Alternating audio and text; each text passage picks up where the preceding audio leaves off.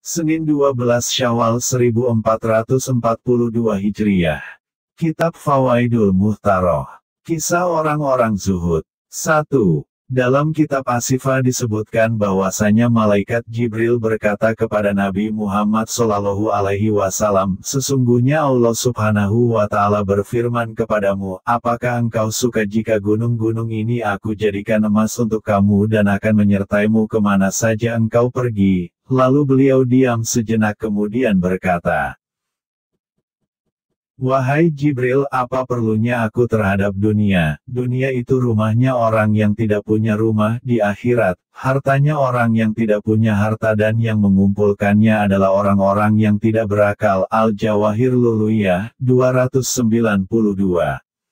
2. Dalam hadis disebutkan bahwasanya Sayyidah Fatimah radhiyallahu anha datang kepada Nabi Shallallahu alaihi wasallam dengan membawa sepotong roti seraya berkata, aku telah membuat roti akan tetapi perasaanku tidak tenang sebelum membawakan untukmu sepotong roti ini. Lalu Nabi Shallallahu alaihi wasallam bersabda, sungguh roti ini adalah makanan pertama yang masuk mulut ayahmu semenjak 3 hari. Tasbitul Fuad Juz 2 halaman 330.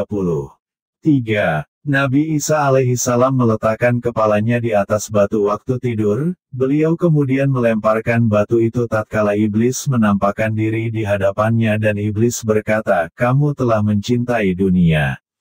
Ihya Juz 3 halaman 190.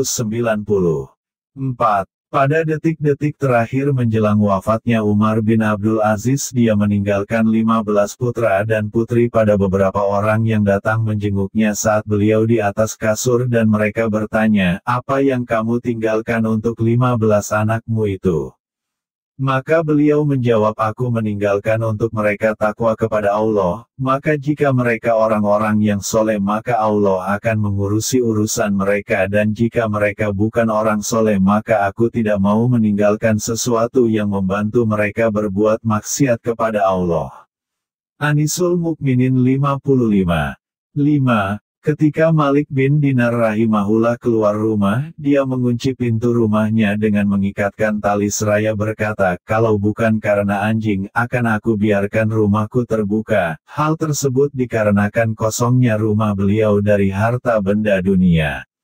Al-Fusul Ilmiah, 155. 6. Di antara sifat zuhud Habib Ali Al-Habsyi radhiyallahu, beliau pernah berkata, aku tidak pernah mengangkat kedua tanganku kepada Allah sambil mengatakan, wahai Robku beri aku dunia, akan tetapi Allah Subhanahu wa Ta'ala memberi dunia untuk orang bertakwa. 7. Ada seorang yang melihat Lailatul Qadar pada bulan Ramadan selama 20 tahun, lalu anaknya berkata kepadanya, aku mendengar bahwa kamu melihat Lailatul Qadar, maka mintalah pada Allah agar memberi keluasan dalam kehidupan kita. Ayahnya menjawab, kamu ini, selama 20 tahun aku melihat Lailatul Qadar, aku tidak pernah meminta surga pada Allah, apalagi dunia, tetapi aku mengatakan, ya Allah ridhoilah aku dan beri aku kesempatan untuk memandang kepada wajah Zat-Mu yang mulia. Tuhfatul Asraf Juz 2 halaman 109. 8. Syekh Ibnu Hajar Al-Haytami hidup dalam kemiskinan. Selama 4 tahun, dia tak pernah makan daging karena tak punya uang untuk membelinya, walaupun sesungguhnya dia sangat menginginkannya. Istrinya sejak lama ingin mandi di pemandian umum, akan tetapi Syekh Ibnu Hajar tidak mampu membelikan tiket untuk masuk. Bersabarlah wahai istriku, sampai aku dapat mengumpulkan uang untuk membayar tiket masuknya untukmu, kata Ibnu Hajar menghibur. Setiap kali mendapat rezeki, Ibnu Hajar menabung agar dia mampu memenuhi keinginan istrinya mandi di pemandian umum. Setelah tabungan itu dirasa cukup untuk membeli karcis, istri Syekh Ibnu Hajar segera memohon izin kepada suaminya untuk pergi ke pemandian. Tetapi sesampainya di pemandian tersebut, dia tak diperbolehkan masuk oleh penjaganya. Hari ini tidak membuka pemandian untuk umum karena istri Syekh Muhammad Ar-Ramli, seorang ulama ahli fikih telah memesan pemandian ini untuknya beserta teman-teman wanitanya untuk berenang di sini. Datanglah besok saja. Penjaga pemandian menjelaskan pada istri Ibnu Hajar. Dengan perasaan kecewa akhirnya dia pun pulang kembali ke rumah. Sebaik-baik ilmu adalah ilmu Syaikh Muhammad Ar-Ramli. Hari ini istrinya telah memesan pemandian umum dan tidak mengizinkan seorang pun masuk ke dalamnya, tidak seperti ilmu engkau yang penuh dengan kemiskinan dan kesulitan hidup. Engkau ini, meskipun telah berusaha keras, namun tetap saja tidak memperoleh sesuatu dari ilmu yang telah engkau pelajari. Ambillah kembali uang-uangmu ini yang telah engkau peroleh, setelah berusaha menabung berhari-hari. Ucap istri Ibnu Hajar penuh kecewa. Wahai istriku, aku tidak menginginkan perkara-perkara duniawi. Aku rela dengan apa yang ditetapkan Allah Subhanahu wa Ta'ala bagiku. Akan tetapi jika engkau menginginkan perkara-perkara duniawi, mari ikut aku ke sumur Zam-Zam, kata Syaikh Ibnu Hajar seraya mengajak istrinya. Mereka berdua pergi ke sumur Zam-Zam. Sesampai di sana, Ibnu Hajar mulai menimba air. Ketika sampai ke atas, timba itu bukannya berisi air Zam-Zam, melainkan dengan izin Allah timba itu telah penuh dengan dinar emas. Apakah ini cukup untukmu? Kata Ibnu Hajar kepada istrinya. Istrinya terperanjat melihat apa yang disaksikan. Tidak, jawab istrinya singkat dengan masih menunjukkan ketakjuban. Syaikh Ibnu Hajar menimba lagi. Cukupkah ini untukmu? Coba timba sekali lagi. Ucap istrinya, dia merasa senang. Ibnu Hajar pun sekali lagi menurunkan timbanya, atas izin Allah timba pun penuh dengan uang dinar. Istriku, aku lebih menyukai kemiskinan. Aku telah memilih untuk diriku apa yang ada pada sisi Allah.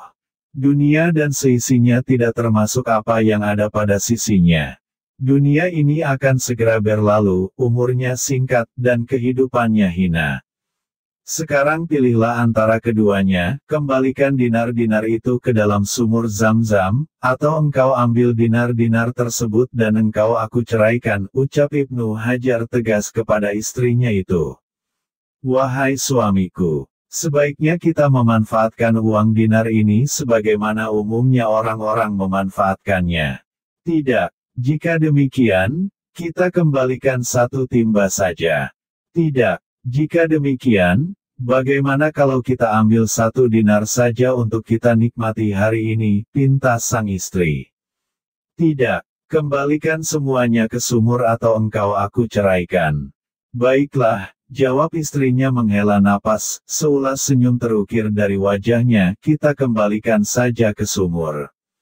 Sungguh telah bertahun-tahun aku tinggal bersamamu, aku tidak ingin berpisah denganmu. Setelah engkau perlihatkan karamah ini kepadaku, aku semakin mantap hidup bersamamu, walau kita hidup dalam keadaan miskin.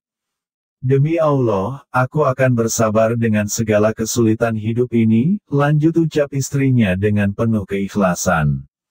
Biar kelak di akhirat kita menjadi manusia kaya, istrinya itu menambahkan. Mereka pun akhirnya pergi meninggalkan sumur Zam-Zam, ke rumah mereka yang begitu sederhana. 9. Sayyidina Ali Karomallahu Wajhah berkata, wahai dunia, tipulah selain aku, kamu berhias kepadaku atau kamu merintangi aku. Sungguh aku telah menjatuhkan cerai 3 buatmu dan tidak ada harapan untuk kembali lagi. Al-Fusul Al-Ilmiyah, 137.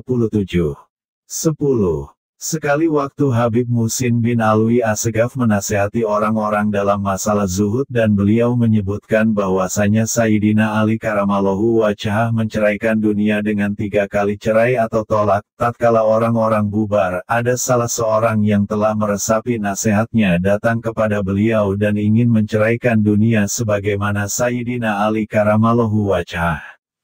Dan dia minta perjanjian yang tertulis dalam kertas untuk niatnya tersebut maka setuju, dan beliau berniat untuk membagikan harta orang ini pada para fakir. Maka si Habib bertanya kepadanya, apa yang kau miliki daripada dunia? Ia menjawab, aku punya cangkir, tikar dan alat takaran kurma, tidak ada yang lain lagi. Maka Habib Muhsin berkata, kamu belum menikah dengan dunia karena sedikit hartanya, Bagaimana kamu mau menceraikannya? Pergilah kamu.